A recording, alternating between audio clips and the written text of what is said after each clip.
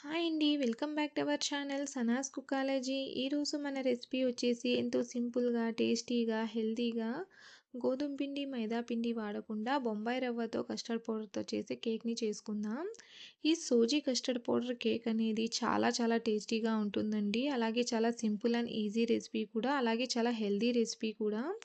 ఈ Sowji custard cake అనేది చాలా డిఫరెంట్‌గా ఉంటుందండి. దీని టేస్ట్ అనేది నార్మల్ కేక్స్‌లా కాకుండా దీని టేస్ట్ అనేది చాలా డిఫరెంట్‌గా, చాలా టేస్టీగా ఉంటుంది.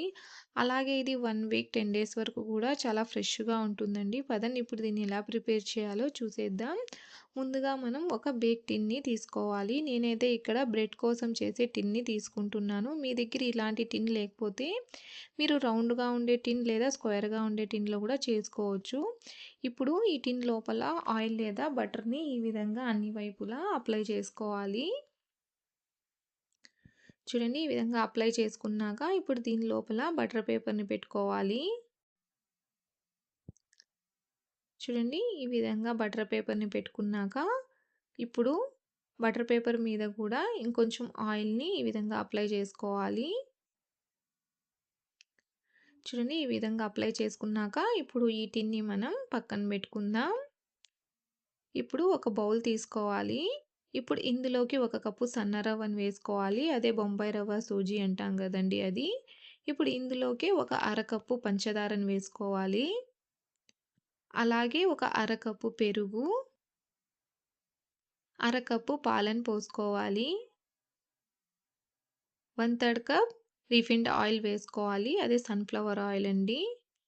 ఇప్పుడు వీటన్నిటిని ఒకసారి బాగా మిక్స్ చేసుకోవాలి. చూడండి ఈ విధంగా బాగా మిక్స్ చేసుకోవాలి. ఇది బాగా మిక్స్ అయిందండి. ఇప్పుడు మనం దీన్ని కవర్ చేసుకొని ఒక 10-15 నిమిషాలు నాననివ్వాలి. 15 నిమిషాల తర్వాత చూడండి మన రవ్వ అనేది చక్కగా నానింది. ఇప్పుడు ఈ రవ్వని మనం మిక్సీ జార్‌లో వేసుకుందాం. ఇప్పుడు దీన్ని మనం మెత్తగా గ్రైండ్ చేసుకోవాలి. చూడండి ఈ విధంగా మెత్తగా గ్రైండ్ చేసుకోవాలి. మీరు గ్రైండ్ చేయకుండా కూడా కేక్‌ని చేసుకోవచ్చండి. అలా చేసుకుంటే కేక్ అనేది కొంచెం రవ్వ రవ్వలాగా ఉంటుంది.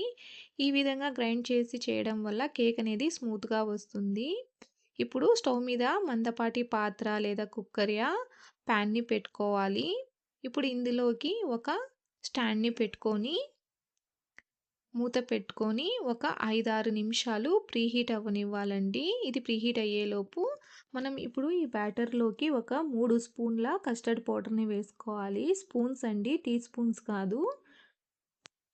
ఇప్పుడు ఇందులోకే ఒక టేబుల్ స్పూన్ బేకింగ్ పౌడర్‌ని వేసుకోవాలి. హాఫ్ టేబుల్ స్పూన్ బేకింగ్ సోడాని వేసుకోవాలి. అలాగే ఒక పావు కప్పు టూటీ ఫ్రూటీని వేసుకోవాలి. మీ దగ్గర టూటీ ఫ్రూటీ లేకపోతే మీరు డ్రై ఫ్రూట్స్‌ని చాప్ చేసి కూడా వేసుకోవచ్చు. లేదా మీరు టూటీ ఫ్రూటీ అలాగే డ్రై ఫ్రూట్స్‌ని స్కిప్ కూడా చేసి ఈ విధంగా రవ్వ కస్టర్డ్ పౌడర్‌తో కూడా ఈ కేక్‌ని చేసుకోవచ్చు. ఈ విధంగా ఒకే డైరెక్షన్‌లో కట్ అండ్ ఫోల్డ్ మెథడ్‌లో దీన్ని మిక్స్ చేసుకోవాలి. చూడండి ఈ విధంగా ఒకే డైరెక్షన్‌లో కలుపుకోవాలండి. చూడండి బ్యాటర్ కన్సిస్టెన్సీ అనేది ఈ విధంగా రిబ్బన్ కన్సిస్టెన్సీలో ఉండాలండి. ఈ విధంగా డ్రాప్ చేస్తే రిబ్బన్ కన్సిస్టెన్సీ అనేది రావాలి. ఇప్పుడు ఈ బ్యాటర్‌ని మనం కేక్ టిన్‌లోకి వేసుకుందాం. చూడండి ఈ విధంగా బ్యాటర్‌నంతా టిన్‌లో వేసేసుకున్నాక ఇప్పుడు టిన్‌ని ఒకసారి ఈ విధంగా బాగా ట్యాప్ చేసుకోవాలి. ఇప్పుడు చూడండి ఇది కూడా చక్కగా ప్రీ హీట్ అయిపోయిందండి. ఇప్పుడు ఇందులోకి మన బేకింగ్ టిన్ని పెట్టేసుకుందాం. టిన్ని పెట్టేశాక ఇప్పుడు మూత పెట్టేసి హై ఫ్లేమ్‌లో ఒక 10 నిమిషాలు బేక్ చేయాలి. 10 నిమిషాల తర్వాత ఫ్లేమ్‌ని లో చేసేసి లో ఫ్లేమ్‌లో ఒక 30 మినిట్స్ వరకు బేక్ చేయాలండి. 40 మినిట్స్ తర్వాత చూడండి మన కేక్ అనేది చక్కగా బేక్ అయిందండి. బేక్ అయిందా లేదా అని చూడడానికి కోసం ఈ విధంగా టూత్ పిక్‌తో గుచ్చి చూడాలి. టూత్ పిక్ అనేది చూడండి ఎంత క్లీన్‌గా వచ్చిందో. టూత్ పిక్ ఒకవేళ మీకు తడిగా వస్తే ఇంకొక 10 నిమిషాలు ఈ కేక్‌ని బేక్ చేసుకోవాలి. మన కేక్ అనేది చక్కగా బేక్ అయిపోయింది. కాబట్టి దీన్ని ఇప్పుడు తీసేసుకుందాం. ఇప్పుడు దీన్ని చల్లారనివ్వాలండి. ఇది డ్రై అవ్వకుండా ఉండడం కోసం ఒక తడి క్లాత్‌ని ఈ విధంగా కేక్ పైన వేసుకోవాలి. ఇలా వేసి ఒక 30 నిమిషాలు పక్కన పెట్టుకుందాం. 30 నిమిషాల తర్వాత చూడండి మన కేక్ అనేది చక్కగా చల్లగైపోయిందండి. ఇప్పుడు దీన్ని టిన్ నుంచి తీసేసుకుందాం. ఈ విధంగా చాకుతో సైడ్స్‌ని తీసుకోవాలి. ఈ విధంగా సైడ్స్‌ని తీసుకున్నాక ఇప్పుడు కేక్‌ని తీసేసుకుందాం. చూడండి ఎంత చక్కగా వచ్చేసిందో. టిన్‌కి కూడా అస్సలు అంటుకోలేదండి. చూడండి చక్కగా వచ్చేసింది. ఇప్పుడు దీనికున్న బటర్ పేపర్‌ని తీసేసుకుందాం. చూడండి మన కేక్ అనేది ఎంత చక్కగా పర్ఫెక్ట్‌గా బేక్ అయిందో చూడండి. ఎంత బాగా చక్కగా కుక్ అయిందో చూడడానికి కూడా చూడండి ఇది ఎంత కలర్‌ఫుల్‌గా ఎంత స్పంజీగా ఉందో. చూడండి పర్ఫెక్ట్‌గా బేక్ అయిందండి మన సోజీ కస్టర్డ్ కేక్ అనేది. ఇప్పుడు మనకి నచ్చిన సైజులో దీన్ని పీసెస్ లాగా ఈ విధంగా కట్ చేసుకుందాం.